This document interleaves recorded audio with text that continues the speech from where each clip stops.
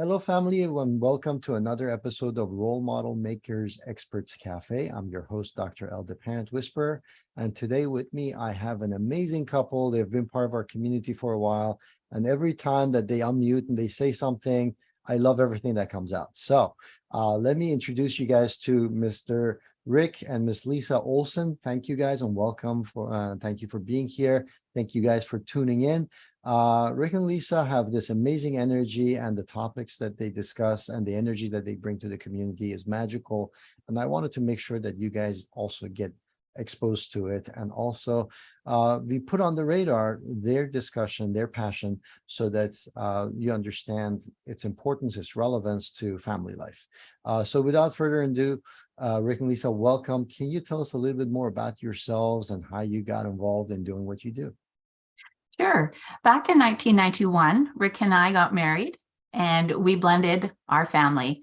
Rick has two girls and I had four little girls. So they were ages from 13 down to age 3.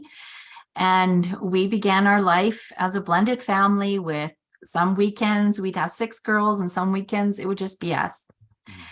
And then in 2006, our youngest daughter graduated and she moved to go to university. And that same year, our first grandchild was born. So we decided to move to be closer to that new grandchild. And of course, we finally became empty nesters, the first time in our married life where we were just the two of us. And it was kind of like, okay, what do we do now? What are we going to do? And we got involved in a year-long coaching program that really helped move us forward in our life. And during that first, I guess by 6 months into the program, we were realizing all this information would be amazing for families. And so we started our company F.U.S.E, which stands for Family, Unify, Strengthen, Empower. And so we moved along with working to help save marriages. And just up until last summer, that was our focus. Yeah. And we were asked if we had a program for blended families. This was a local adult learning agency. And no, we didn't have one, but I said yes. He said yes. Because whatever we do for regular family is applicable to a blended family, but they just have more problems, more issues to deal with. Yes. So we said yes, and that's has started us on this course. And it's been pretty exciting niching to something that's more focused. And the first time we ran our program, I really got into it and I could really see this couple that they were just blending. And we had 31 years of being a blended family. And I could see all their ups and downs. And as I really wanted to be a part of that journey. Mm-hmm. So actually what you're talking about is really important, because at Role Model Maker, we're passionate about families and supporting families, but oftentimes when you talk about it, the general model of family life comes to people's minds. But there's all these different variations of what families look like. And unfortunately, most of the focus and emphasis is placed upon the traditional view and the traditional image. That means that a whole bunch of people are left out, and they're left to fend for themselves as far as the solutions and figuring out the challenges and resources and who to connect to and the experts that can actually have the answers. It can be difficult to find. So I really appreciate you guys not only creating this, but also sharing your own expertise and your own experiences in the process. Now, let's get a little bit more personal, first of all, and talk about what was your experience. What were some of the challenges that you guys faced having a blended family? Our main family was my 4 girls and us, and every other weekend Rick's girls would come. Now his girls are older than mine, and so one of the issues with my oldest daughter was she kind of felt misplaced because she wasn't the oldest. And that was something that was really important to her. And also, when one parent leaves, it's usually the oldest child that always tries to pick up the whatever's missing. And so it's always like, no, you're still the child. I'm the mom. It's okay. So that was one of the challenges. And when I came in, I displaced her in that role. Exactly. So there was that issue.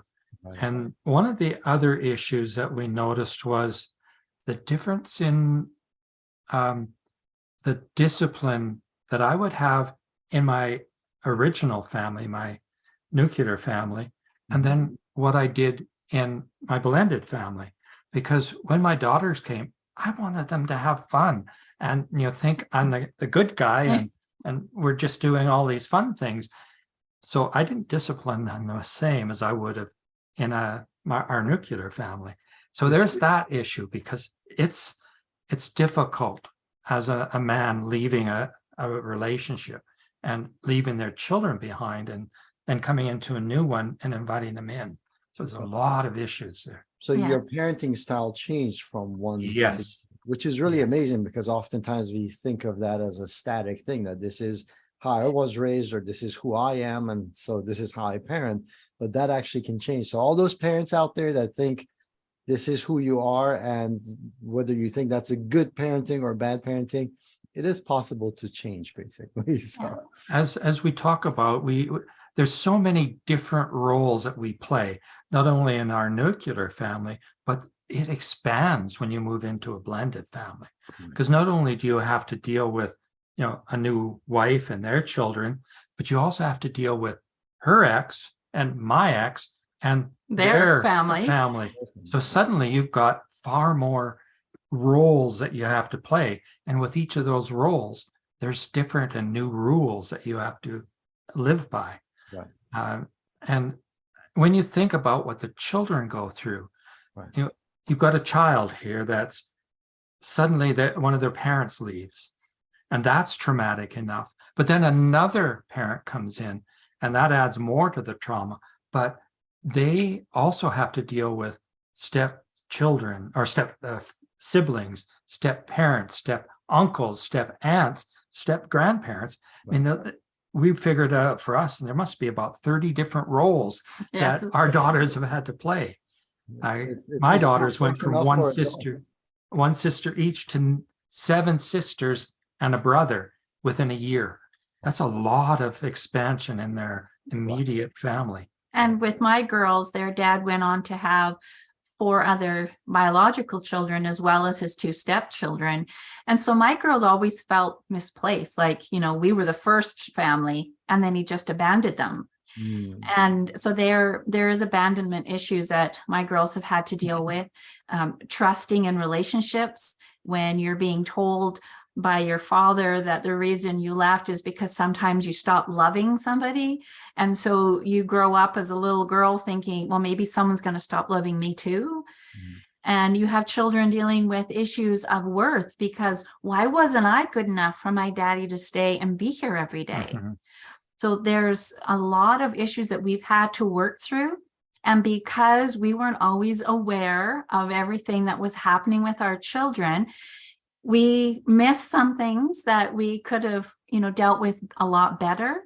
And so that's why we, like when we did this shift over to blended families, it was what was the most important was the children, because children of divorce have a lot of things they have to deal with. And so many people think of them as being they're misbehaving. And it's like, no, they're trying to tell you something, because they don't have the words and experience to share and to say, by the way, since dad left, they can't do that. Right. So they'll act it out. So the focus is to really make sure that children are being raised in a home where they feel loved and valued. Absolutely.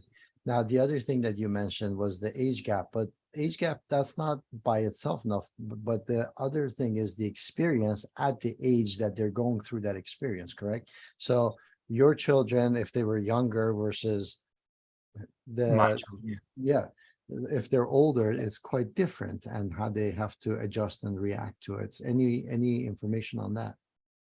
Well, if it's adult children, it is entirely different, because I had that experience with my mother and father. They separated when I was an adult. So it's less traumatic, at least for me it was. But when they're young like that, like ours were 3 to 13, so they're still pretty young, still not experienced enough in life to be able to understand all the issues that are happening. And if you don't talk to them about it, they kind of close off and take all of this trauma and hurt inside. And we didn't know one of our daughters was really suffering from this traumatic event of her father leaving. She was only 2, but it was not until she was in her teen years that she actually got the words to be able to say, this is how I felt. I felt abandoned, and my father didn't think I was good enough to stay. So those are pretty huge issues that blended family parents need to look at. And that's what we help them do, is look at all these different issues and look at it from the child's point of view as well. To help them see all the new roles that their children are now having to step into, and that there's going to be new rules because you go from this new set of grandparents and the way that life has been going on for many years, and all of a sudden you have to just kind of fit in. So there's a lot of things for children to have to deal with. Okay, awesome. So tell us a little bit more about F.U.S.E. and the acronym. F.U.S.E. stands for Family, Unify, Strengthen, and Empower. And this, it has a big meaning for us, because if you think of the word fuse, it's there's a fuse in a electrical panel, and without that fuse, there's no power going through. So a family without fuse has no power, or has less power to be able to deal with things. But the biggest meaning of fuse for us is when you fuse something together. And that's our goal, is to fuse families so that they can function in a positive, enriching way and have happy family life. Right. Do you And want you use those acronyms. So you have S. So S stands for strength. Tell me a little bit about strength. Well, the strength in a family comes from understanding where they are, what their beliefs and what's the other word? Beliefs and values that they have in their personal beliefs and values, because that becomes the framework from which they approach things. And then when they get together as a couple, they both meld together and they form a different entity. And you need to define that entity. And that's the strength in the marriage, is when you define this relationship that you have together. Like Leisa and I, our program F.U.S.E. is what keeps us together. And the tools that we have help us I can stay definitely together. tell that unity and strength when we are talking and when you guys are interacting, you can feel that. What does empowerment mean to you? That's one of my favorite words, because we're giving knowledge and helping parents to understand who it is that they choose to be. And once you understand who you choose to be and all the whatever brought you to where you are at this point in your life, then you realize that you can make change. And when you can make change, you are empowered. And to help their children to feel like they have a voice. They have a voice within the family, and that they have a purpose, and that they can have a meaningful life. So a lot of it is just giving them the knowledge and the tools so that they can just feel like, hey, I can be, do, and have whatever it is that I want to have. And service is a big portion of what we teach to families. We want them to involve their whole family in doing service, because when they do that, that teaches the children that they can really help other people. And to me, that's empowerment. So it's fuses, it's plural. Got it. Beautiful. Awesome. So what are some of the tips that you have to address the challenges and make sure that the families have the implementation of F.U.S.E.? When we work with couples, we work with them as individuals for the first few weeks. We help them to define that person they choose to be.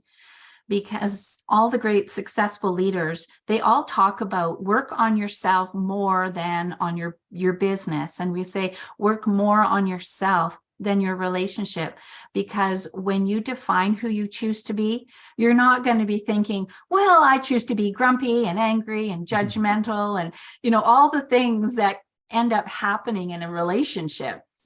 And what we really do choose to be is compassionate and understanding and forgiving.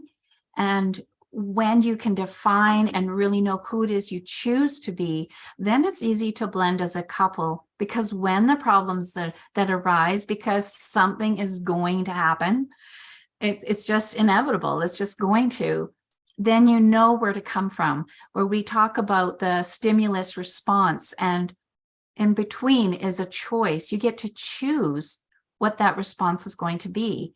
And so that helps couples to work together and communicate better, so that when they are they are the role models, because I really like that, the role model, because that's what they are. They're role models for their children, because their children are going to see an argument. But if they can see parents going, okay, no, that's not who I choose to be. I'm sorry, I shouldn't have spoken to you that way. And they can see that there's a positive way to have a relationship. Those children are going to grow up and they're going to know how to have a fused family. I love that. I love that. That choice, that personal decision, and the fact that you're focusing on your strengths, not necessarily the problems. Because a lot of times criticism, things that you're told by others, including schools, you tend to focus on the negative. This is the problem. This is what I need to solve, right? But what Yes. you're doing is the focus is on the positives. This is who I want to show up as. This is what I value as a good quality. Yes. And so when your focus is on something that is positive and you value, it's much more likely that when you achieve it, you're going to feel good about it, as if, okay, well, I accomplished a chore. I'm off to the next chore, basically. Yes. Right. And as we teach the parents, we help them understand that it's their role to teach their children the same concepts. So we make it simple enough that they understand it and can teach it to their children. So it's quite straightforward. It's easy to learn and easy to teach. Because parents are the Heroes. We do hero training for Yes. parents because we believe parents need to be the heroes. And every person, every parent has the qualities of a hero within them. They just aren't aware of it yet. Absolutely. Yeah, I you know it. I always say that before kids know a Superman or a Spider-Man, their parents have long been a superhero in their lives. Yeah. Exactly. First superhero that they've had. And a lot of times for us, it's no big deal because, we're big and strong and we've been in the world for a while. But the reality is those abilities to a child that are magical, and that's what they look for, support. So absolutely. And the other point, Rick, what you mentioned is that when you go ahead and role model and teach this to the kids, then that means that any confrontation, any opportunity, any situation that is problematic can be used as an opportunity for learning. Yes. And that is huge, because we learn through mistakes and adversity. We don't learn when everything is hunky-dory and we're just, in our own bubbles, Yes. So yeah, absolutely. Beautiful. Yes. And that's part of this whole process of helping them understand that you get outside of your value system, your belief system. We're human. And the biggest thing that we can help them do is understand that and become aware that they are outside of that person they choose to be, and then move themselves back in, because that again is a choice that they can do. Right. Absolutely. All right, guys, I know that time is always of, there's the limited commodity. So how can people connect with you and find out more about what you do and benefit from your gifts? Well, we're at FUSEFamilyFocus.com, and the email to connect to, I guess if you have questions and want to connect that way, is admin@FUSEFamilyFocus.com. Okay. So audience members, as we've been talking about it, role modeling the behavior, making sure that the kids know that As parents, we don't have all the answers. This is a big world, and but the beauty of it is that there are people heart-centered, willing, giving, and they supportive, and they have knowledge, expertise that can help us make our lives better. And it's okay to ask for help. It's okay to say, I don't know everything. And role modeling the behavior to reach out and connect is very important. So I encourage you guys to connect with Rick and Leisa, benefit from their expertise and their experience, and role model that behavior for your children as well, so that they don't feel like they're alone in this world and that they have to figure everything on their own. If you haven't already done so, make sure that you subscribe so you get notified of all the experts like Rick and Leisa that come to our channel, share their expertise, and bring up their gifts and their talents to the community. And Rick, Leisa, thank you so much for being part of the community. Thank you for taking time out of your busy schedule to be here and having this interview. Really appreciate it. Any final words for our audience members before we finish today? Just thank you for inviting us, and it's a pleasure to do this. Absolutely. Awesome. Great to have you guys. Until later, Thank you. cheers. Bye. Bye.